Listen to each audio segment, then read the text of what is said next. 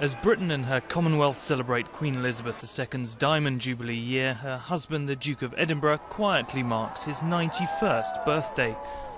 But many of the official events to mark the Queen's 60 years on the throne went ahead without the Prince, a bladder infection forcing him to spend several days in hospital.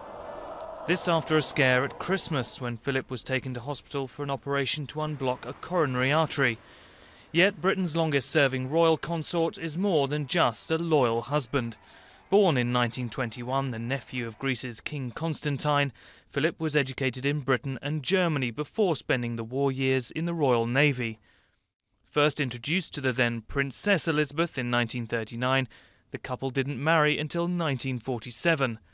In doing so, the prince had to give up his titles as Prince of Greece and Denmark and join the Church of England. He also ended his Navy career. Since then, he's carved out his own role supporting the monarch, accompanying her on visits around the world.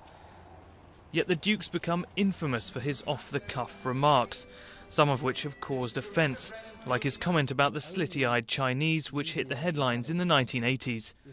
Well, I think Prince Philip has always played a supporting role to the Queen, and although he can be controversial with some of his remarks and things that he's said over the time, he, I think, as the Queen described him, has been her strength and stay throughout this long reign.